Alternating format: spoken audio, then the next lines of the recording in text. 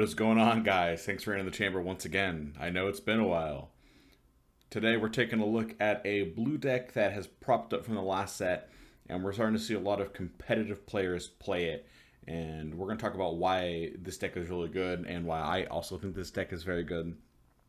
And it's probably one of the best blue decks you can be playing right now, and that is Gamma 1 and 2.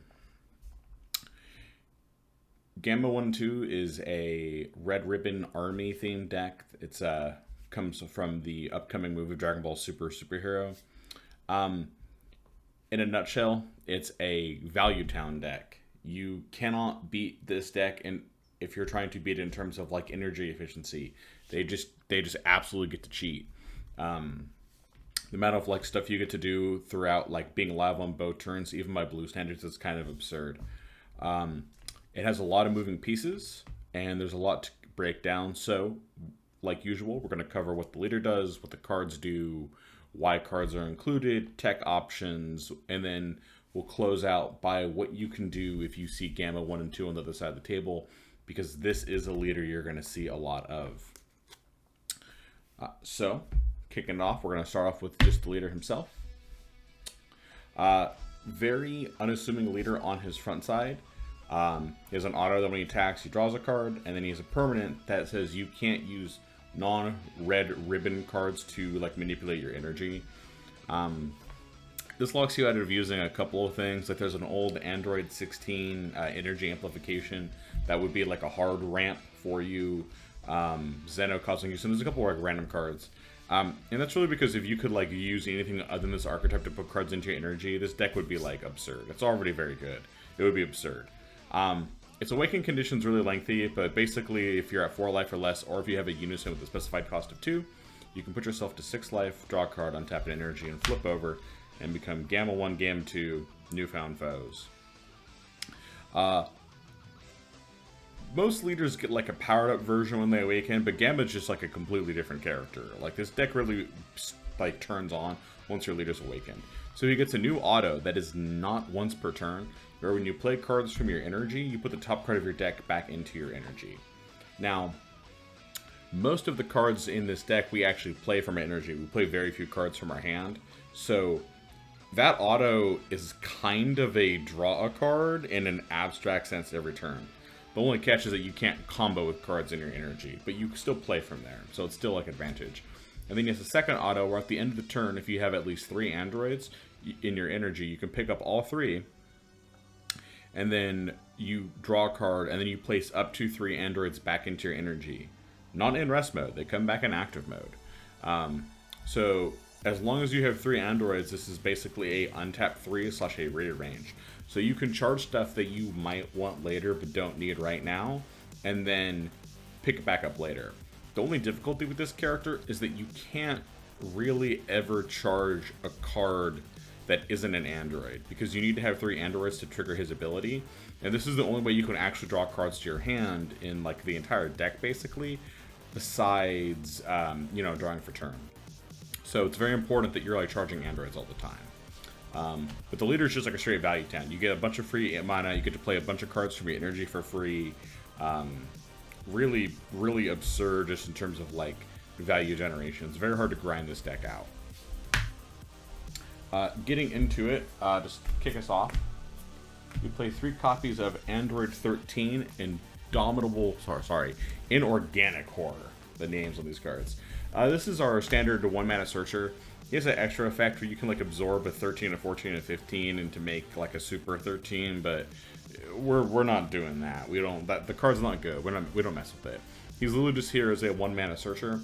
And importantly, he can find our 2-cost unison, which we'll talk about later, because it's kind of a busted unison, actually. We only play 3 of this card because we also play a playset of Android 14 and 15 Inorganic Horror. These are the Android 14s and 15s that you're supposed to play with the Android 13, but because of like how this deck functions, even though we're not making the Super Android 13, we still really want a full place of this card. You can discard it and then just check top 5 for any red ribbon. But importantly, where the Android 13 only grabs red ribbons that cost 3 or less, which is actually still a lot of targets. This card adds red ribbons that are up to 5 or less, and this adds one very important hit, which is the blue-green check land, and we'll talk about it more. This is basically a slightly better searcher, and because it discards from our hand, we actually get to use it later. This is just a better searcher for us overall. We have a couple of drop area synergies with our Unison. And in theory, this card, if you really want to, because it pulls these from the drop and you like absorb them to make the Super 13, but he's really not any good. Anyways, that wraps up our searchers. Into the meat and potatoes of the deck, we have a playset of Android 18 Rebellious Will and a playset of Android 17 Rebellious Will. These are practically the exact same card, except 17 has Barrier, 18 has Critical. Otherwise, they're literally the exact same card. They're both 15k beaters. You pay 1 blue mana, so themselves, and they play themselves right out of their energy. And when they get played, you look at the top 5 cards of your deck, and you add an android from them out of those top 5 and put it into your energy. And then you put 1 card in your energy at the bottom of your deck, and then shuffle. The sequencing is weird because you load to the bottom specifically, and then you shuffle. So don't get rule sharked on that one. These cards are super important because when our leader plays stuff off the top... Oh, sorry, that was my phone, don't mind that. When our leader plays stuff off the top, you just get whatever card is there. We don't have any ways to manipulate the top card of our deck. And because of that, if we miss, and we get like a Unison or an extra card, or pretty much all the battle cards in here are androids, but you could get like a Unison or an extra card. That's like a dud, and we need at least 3 for our leader's ability. So having a way to clear cards out of our mana that we really don't want there and put androids back in is super useful. This deck, like, honestly wouldn't be very good without these cards. I think if you could probably get away with cutting like 118 if you wanted to make room, but honestly I'm a green player at heart, and I just like the critical keyword. 17 having Barrier is super useful though, because he, like, a lot of stuff can't interact with Barrier, so he's actually a very sticky card.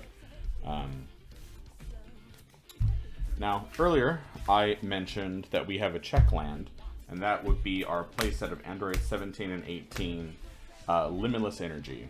So this card is a blue-green check land. It comes in active mode if our leader is basically this card. It has deflect, dual attack. When it comes into play, we bottom deck something with an energy cost equal to or greater, or just greater. I always forget if it's equal to or greater or greater. Yeah, equal to or greater than our opponent's current energy. So this is an actual piece of removal for us. And we can play it out of our energy by paying a blue and a green. This is our main workhorse battle card. Sometimes it's not safe for us to slam our boss monster, but we still want to apply a lot of pressure. Or maybe our opponent has a battle card that we need to remove stat. It's just an all-around great contender. We're usually slamming this and one of the other Rebellious Wills on turn 3. This is like our, like, on turn 3 we apply all this stuff and we swing.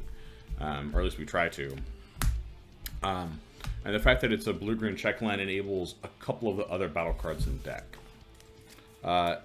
Before we get to the boss monster, we have a bit of tech. We play a full playset of Android 14 Indomitable Horror. This guy's basically blue topo, as long as your leader is essentially just this card right now. Again, checks for it to be a blue red ribbon android. Very, very narrow range. Otherwise, it's just topo. You play him, you discard a card, opponent can't attack unless they bottom deck too. Bottom decking over discarding is sometimes kind of useful, because some decks will care about their discard, but pretty much no one cares about the bottom of their deck. I guess unless you're playing Servants. We max out the playset because for us, we can really safely just like charge these and then pick them back up if we have it. So having duplicate copies, it just really isn't that big of a deal, and it's a searchable target. And with an effect like this, since this is our primary negate, it's better for us to have like 2 or 3 of these lying around in our hand than for us to play like 2 or 3 copies of this card and then be unable to find it. So we would keep it maxed out. An Android tech that I'm playing with, and honestly, the more I play with it, the less I like, is this guy here, this number 16 Hidden Power. You can only play him on your opponent's turn. He still has that. He has an activate battle where you play a blue mana and play him for your energy. it takes a spirit boost to do that, and you have to discard a card, and your payoff for spirit boosting and discarding a card and playing this guy from energy is you get to Sensu Bean a card for the turn. So realistically, you give your leader 5,000 for the turn. Being able to boost your leader for 5k is neat, but honestly, this card might be better off just as being Sensu Bean as like a play extender. Because like on turn 5, we could pay 4 mana for like our big boss monster threat, and then use like a Sensu Bean to get 2 mana up and play like another threat or something. So this might just be better off as a couple copies of Sensu Bean, but for now I'm playing with 2 of it. It's definitely been one of the least good cards in testing. Speaking of boss monsters, we play a full playset of Cell, the Ultimate Bio Android. Normally, decks will only play 2 or 3 copies of their big boss monster. But Cell is interesting in that, unlike a lot of other boss monsters, he's 0 plus 5k instead of being 1 plus 10k. So you can like combo him away. He doesn't like really clog your hand like other boss monsters do. And we can easily just charge this guy. I mean, he plays from energy, so we don't get penalized by drawing extra copies. So for us, we just max out on him because we just want to see him. But he's a 30k dual attacker. You pay him for your mana by paying 4 mana, 2 of anything, 1 blue, 1 green. So you need a little bit of green in this deck. That's why we have a blue-green check land. When he's played from energy, he gains double strike, and he clears our opponent's board. He puts everything on the bottom of our opponent's deck. So he's a 30k dual attack double striker. And if our opponent activates a counter when he attacks, they have to bottom deck a card from their hand. There's not a lot of like dedicated hand control, but there's like a bit of chip. And between the chip and us playing a bunch of stuff from energy for free, it can be really hard to keep up with the raw value this deck is putting out. Like if you're not playing like a hardcore like hand control deck, if you're just like trying to play the game in general from that perspective, like Gambit can really like grind you out and just keep pressure up. It's one of the more like offensive blue decks on the planet. Very unassuming.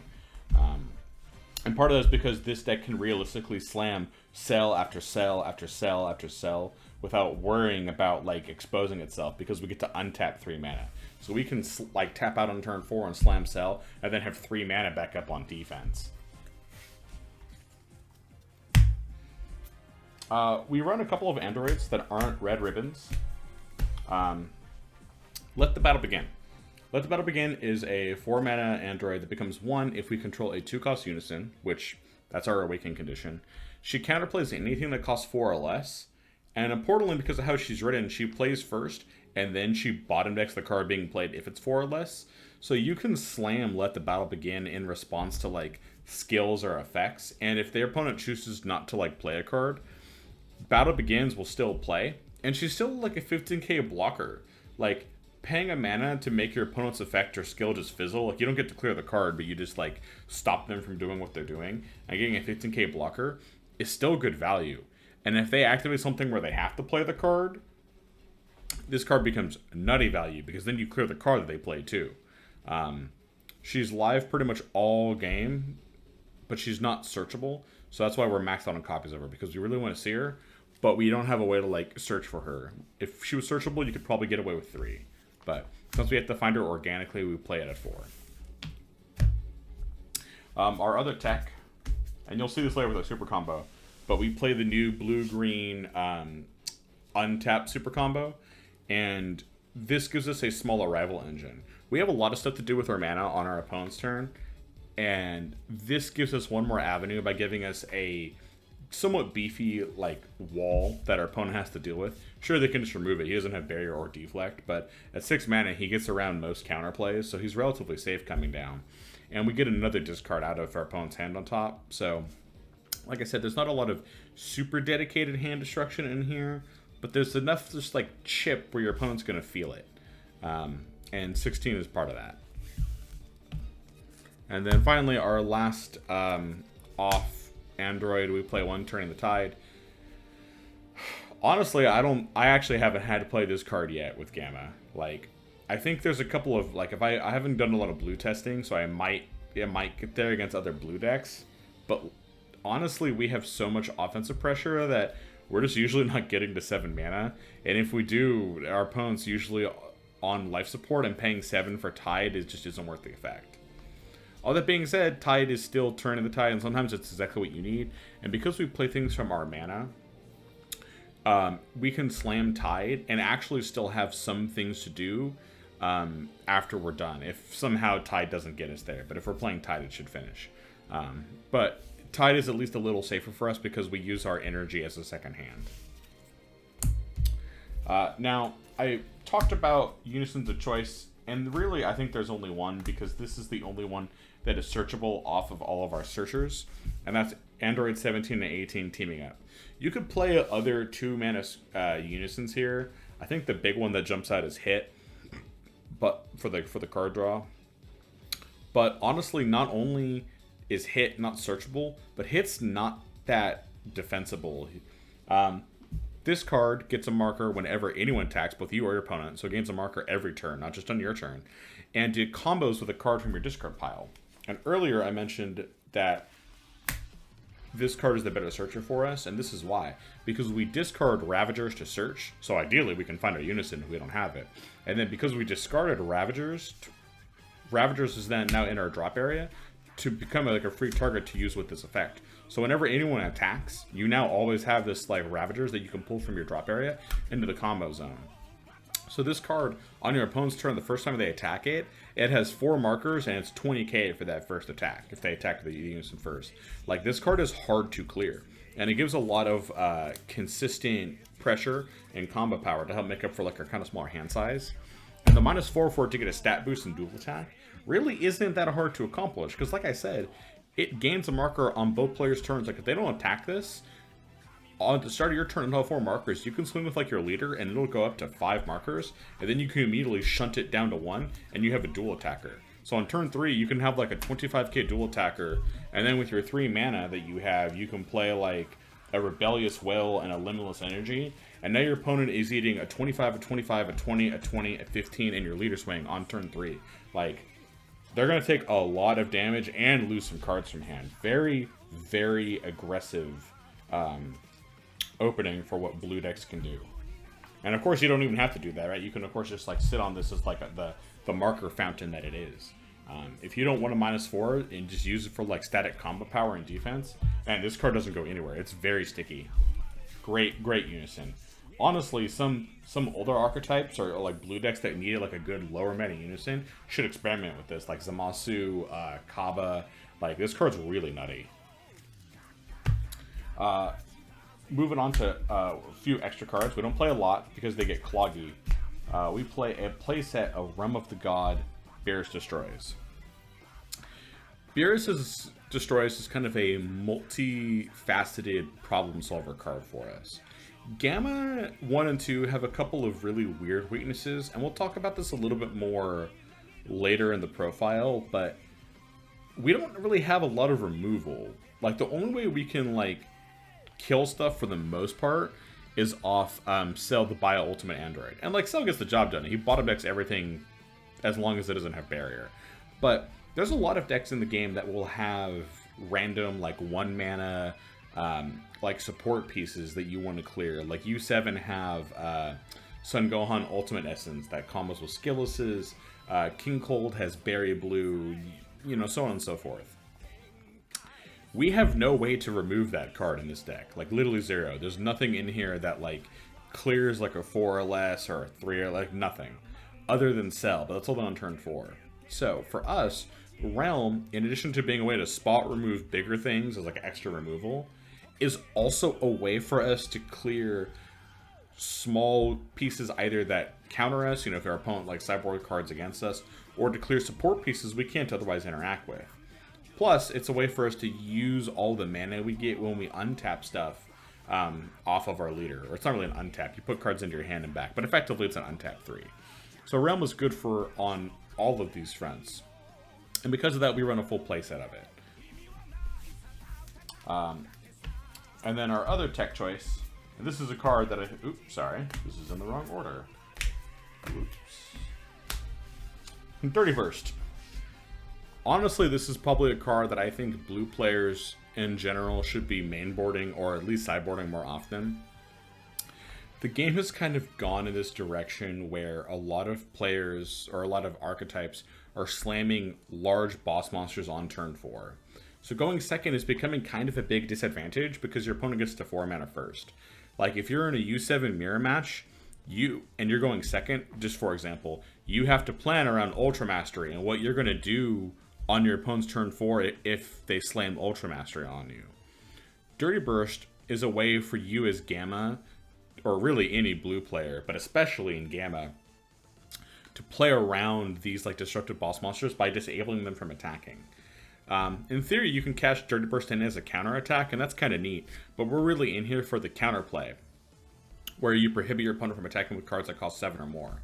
Dirty Burst can almost be a turn stopper. If your opponent's planning on hitting you with a big Overwhelm and then hitting you with a boss monster, Dirty Burst saying they can't attack with 7s or more stops. I had to double check. I think Scientist Food just gets underneath this. And most of the commonly played now Overwhelms don't. But if they're on something unusual, Dirty Burst protects you. He protects you against most boss monsters because they can't attack with it completely. If your opponent, say, fuses for like SS4 Gogeta, or they make Ultra Mastery, or Trunks Gita makes the yellow, it's like the father-son triple strike critical. I'm blanking on the exact word. It's like father-son, like annihilation or teamwork or whatever. Like all those cards, they just can't attack because of Dirty Burst, even if they have deflect. So weird tangent, but yeah, if you're a blue player, you should be maining or sideboarding at least a couple copies of this card. We mainboard it because we can play it so easily, and it's so good for us when it helps us buy us another turn. Especially since it's done reactively. So if our opponent taps up for a boss monster and we play like a cell back, we win that game. Played it slightly out of order, but we played 2 copies of Majin Buu, Assault of the Agents of Destruction. Some matchups are very grindy, and if we want a more grindy unison, teaming up isn't bad, but upgrading teaming up into Buu can be really sticky. And we have a lot of ways to like protect Buu. Like we can tap out 4 for Buu on turn 4, and then between Buu and our pick 3 back up, we basically untap 4 mana. So now we have 4 mana open for like counterplays, Let the Battle Begin, or the Android 14 counterattack. I think it's 14. The blue topo. I forget what number he is. Yeah, 14, Intergranic Horror. We just have so many ways to protect this card. And then it's free onboard removal. It's a static, sticky threat. Draws this card. It's just, I mean, it's a great card, right? So in our grinder matchups, it's nice for us to be able to upgrade in, our unison into it. And if we don't need to, we don't play it. So I only have 2 copies. Finally, we have our super combo, and I mentioned it before, but we play a playset of Android 17 and 18 Team Up Attack. I think long term, this card should probably be 2 copies of Team Up Attack and 2 copies of Bionic Blitz. We play 4 copies of Team Up Attack strictly because it's searchable, but in my experience with this deck, we have a lot of search targets already, and so it being searchable isn't always like a big deal. And sometimes the effect, honestly, like it untaps some mana on defense, which is neat. But with so much untapped, sometimes honestly, it's just a 0 plus 10k. And I would rather it be like any other super combo. But it does also fulfill our arrival shenanigans. So I think the only other choice would be Bionic Blitz, since Bionic Blitz also fulfills blue-green arrivals on its own. And then it also gives us a discard. But still, in addition to just being a nutty SPR, as far as like artwork goes, being able to untap mana sometimes can make a couple of plays we couldn't otherwise go for.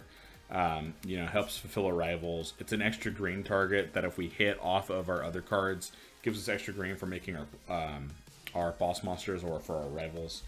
So we definitely want to be on at least a couple copies of this card. But I think you try this deck out. You could definitely start with 4, but be very open to doing like, I think, a 2-2 split between this and Bionic Blitz.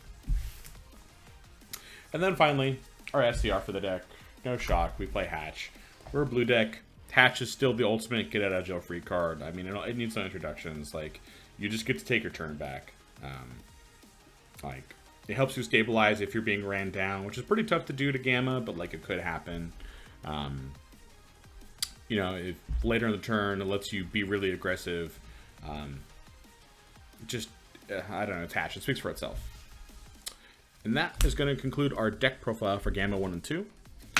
Like usual, now that we are done with the deck profile, we're going to talk a little bit about what you can do if you're against the table from Gamma 1 and 2. Because honestly, Gamma 1 and 2 pose a trap for a lot of players. The way a lot of players try to handle Gamma 1 and 2 is they try to fight over and clear the opponent's board and clear out their unison. But the problem with that is that, for one, other than the mana that Gamma gets to cheat on, those cards are effectively free. Like, if Gamma plays like 2 or 3 cards from its like energy area on a turn, and you spend your whole turn like taking a couple markers off the unison and clearing those battle cards, you're like down like hand size significantly, and realistically you're down on mana too, because I'm sure Gamma got to do other stuff on your turn using like that extra side of mana. And then now that you've committed all this resources and whatnot, now they pay 4 mana and they slam Cell, and the ultimate on this card completely kill you. So that's a losing proposition. The biggest thing you can do when playing against Gamma is you need to recognize if you can drain their hand or if you can't. Some archetypes have elements of hand control. If you're playing green, you're definitely a full-on hand control deck. And at which point you can discard their entire hand and leave them vulnerable and punch them down in that manner. If you can't do that, at least in my opinion, I think you just need to swing face with this guy. Because although they play a lot to their board, they play it from their energy, and they only refill it to their energy. So Gamma doesn't get the biggest hand size, so he's actually not that great at defending hard pressure at his own face. He can fight over his board nicely, his unison protects himself, but the leaders are actually pretty vulnerable. They get 6 lives to work with when they awaken, so they do have a lot of life. They don't put themselves to a low life total, but trying to fight over their board and grind Gamma out is almost never like a winning game plan. You can slam a big boss monster on turn 4, but a lot of Gamma decks are probably going to be playing, like I said, Dirty Burst, or they're going to have, if they don't have Dirty Burst, they're going to have an Android 14 counterplay, or a counterattack. So between this card and this card, sorry, where did it go? There we go. And between these two cards, slamming a giant, like, 4 mana, like, all-in card on 4 is probably a losing proposition. Like, you're probably going to get tapped out and have nothing left. And Gamma gets to do that. So you definitely need to try to apply pressure, but apply pressure without relying heavily on big boss monsters. The deck really punishes you for putting all your eggs in one basket, because they can do the same thing back to you and still hold the defense, and you didn't get to. If that happens a turn 2 in the row, you're done. So unless you're positive that they don't have it, or you can force them down to 1 open mana somehow, and still have enough up to play like a large threat, playing boss monsters can be kind of scary in this guy. Just be careful. And then finally, the thing to keep in mind about Gamma, let's see here, these threats, the Rebellious Wills and Limbless Energies. These are the only way Gamma has of attacking you without, other than its unison of course, without slamming like a big boss monster. These are its like main threats. And the thing that you have working in your favor is that they're all single strikes. Like, the only double strike in the entire deck is the Cell boss monster. So, even if you're at like a lowest life total, like 3 or 4 life, realistically, you can afford to take a lot of hits from Gamma. Since they have a hard time fitting Champa, they usually have to kill you down to the last life. So you can play a little more liberal with your life total against Gamma, since being at like 3 or even 2 life isn't necessarily dead. The only way they have to double strike you in most situations is off a Majin Buu Unison or a Cell boss monster. So as long as you plan around that and plan around going to that, you can safely go to 2 life against Gamma a lot more than you can against other decks. It's pretty rare that you're gonna have a Gamma player put all their eggs in one basket and then slam and hit you with a Champa. And the only reason for that is just because of how Gamma is constructed. Like, they don't have a way to use the red mana. They have a good chance of putting it into their energy, and then they have to bottom deck it. They don't have a way to search it. Like, you just have to find the Champa organically, so it's very risky in that way. So, yeah, keep that in mind. Most of their attacks are like these guys. They're all single strike. The leader single strike. The unison is single strike. So don't be afraid to go from like 3 life to 2. Because you can go from 2 life to 1 off some kind of like take a life blocker and stabilize on 1 life. You're not liable to get hit by like some random card and all end off a Champa. That's the big takeaway. That wraps up our entire deck profile for Gamma 1 and 2. Hopefully you found this useful. I really think you should give this deck a shot. It's a really good blue deck. Like, does it have its weaknesses and issues like any other deck? Sure, but damn, is it good. Make sure to check out our future profiles. We're going to be covering a lot of stuff from this set and going into Zenkai Boost when that series drops. Once again, guys, thanks for entering the chamber. I'll see you in the next one.